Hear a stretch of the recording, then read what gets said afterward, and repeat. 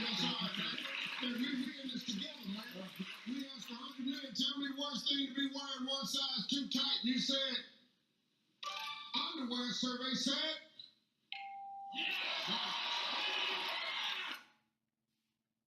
Survey says.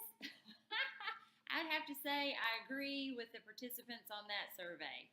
No one wants their underwear one size too tight. But for my presentation, I am going to be discussing the survey research design, specifically in early childhood education. But as you can see from Steve here at Family Feud, we have surveys all around us. And so for this presentation, I'm going to discuss the use of surveys, the types of surveys, the characteristics of a survey, how to construct and conduct a survey, and how to evaluate a survey.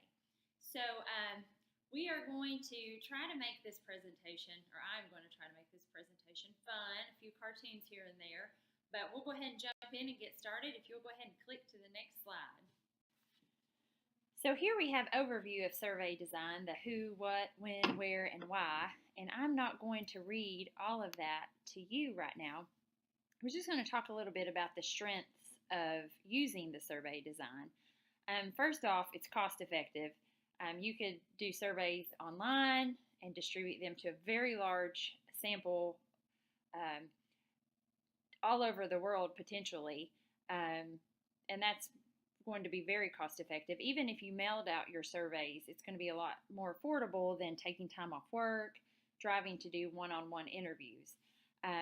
Another good aspect about survey design is they're standardized. So each question is phrased in exactly the same way to the participants, so you know that that's standardized. And it's got versatility. I mean, you can use surveys in multiple subject areas or fields, and so it's very versatile. You could use it in a number of ways for qualitative or quantitative data.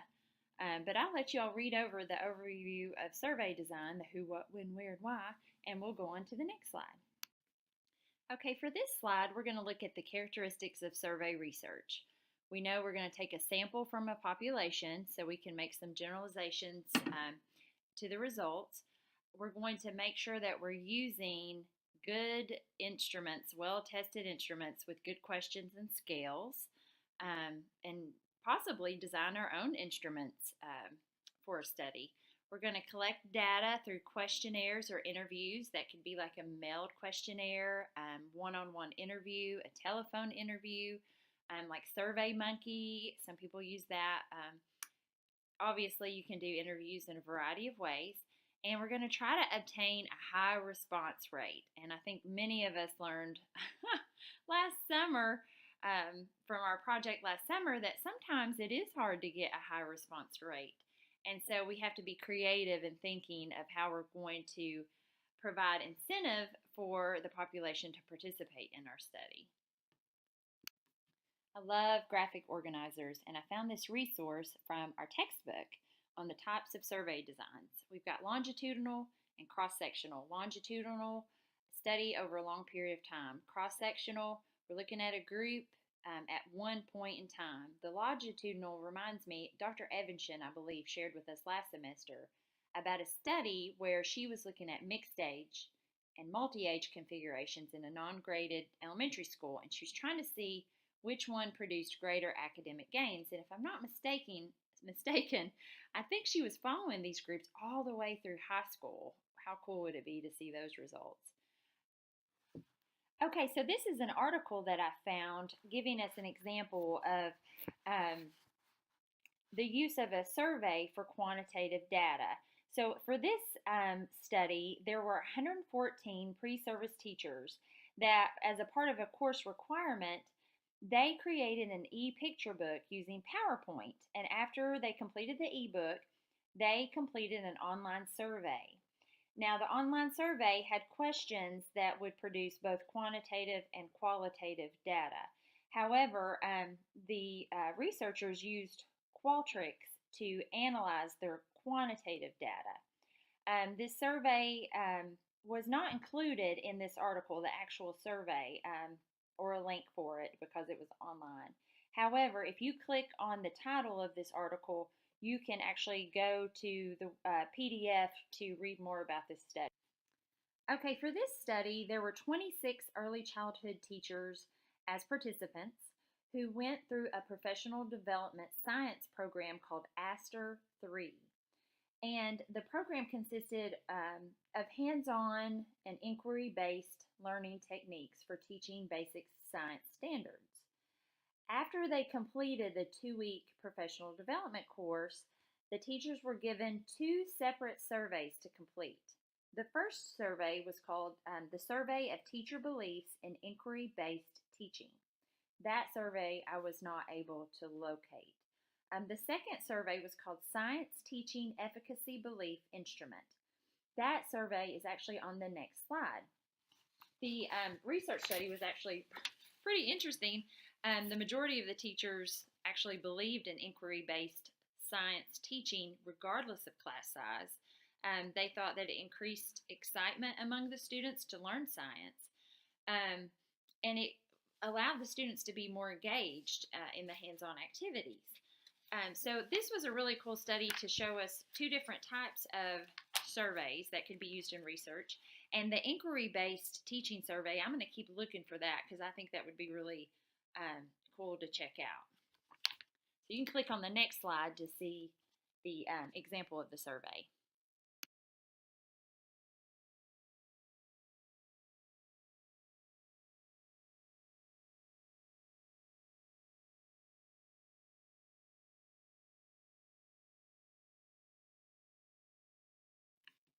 So now we're ready to dig into conducting an actual survey for research.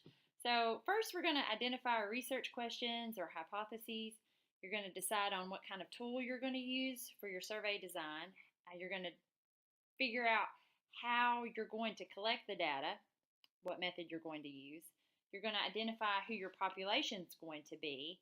Population is the group of individuals that have one characteristic that distinguishes them from the other groups.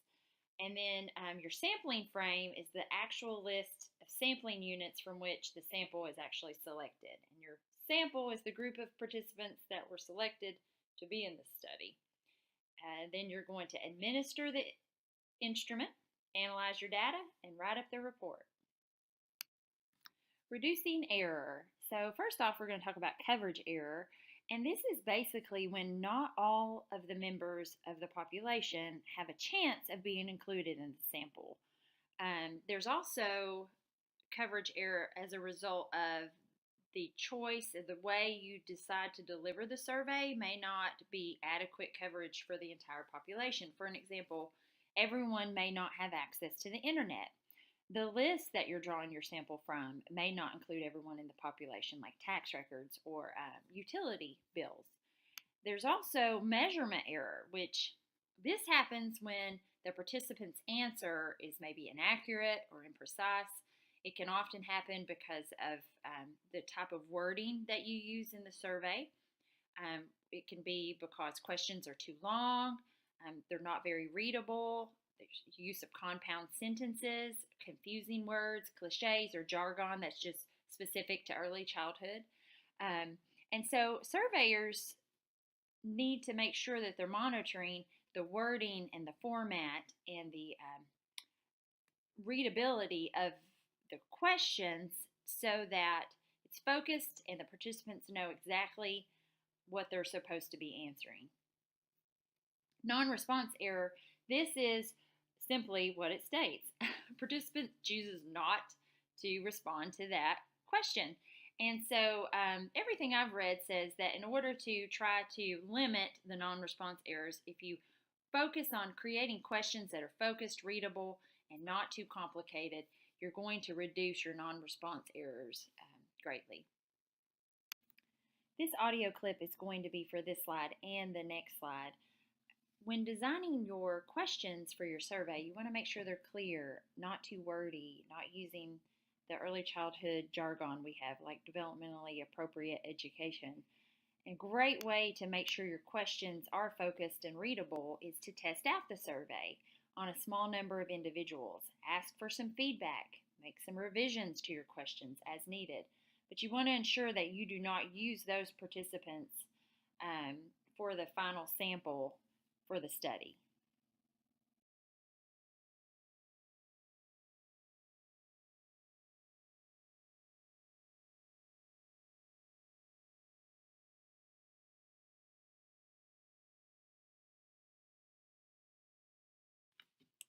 Data collection. Who's going to complete this survey? Is it the participant through a mailed questionnaire or an emailed questionnaire?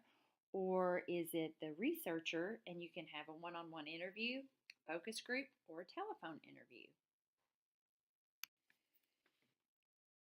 Two methods for obtaining your data. You can mail out questionnaires or interview participants one-on-one or in a focus group. If you're going to mail out your questionnaires, you can write a cover letter to invite the participants to complete it. You got to form and construct your questionnaire using some of the methods that we previously mentioned. And you've got to identify what type of statistical procedures you're going to use to analyze your data. For an interview, one point was if you're going to do telephone interviews, you need to develop a guide to use while you're on the phone. I can see how easily a conversation could stray off of the focused topic, and so I could see how a guide such as this would be very beneficial.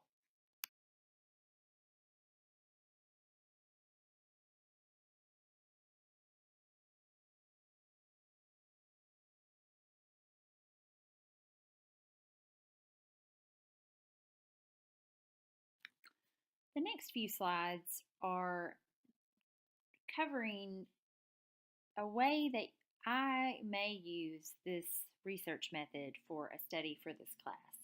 This is not new information for y'all, but I've been speaking with Dr. Trivet and working on refining and narrowing down my subject. I still have a lot of work to do in that area, but I just wanted to share a little bit about how I was planning on using this research method, surveys, to conduct my personal study for this class. So the next few slides you can read over some thoughts I'm having about the tools, the methods, the participants, and then we'll head on to the next slides.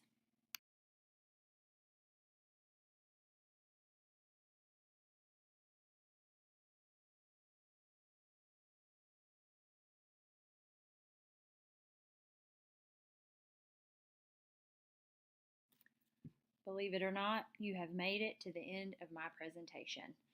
As a grand finale, I have a survey that I would like for you to participate in. The survey is brief, it has one question, and I cannot wait to see your results. I will post the results on the discussion board once everyone has completed the survey. Thanks for listening and watching, and I hope you all have a great day.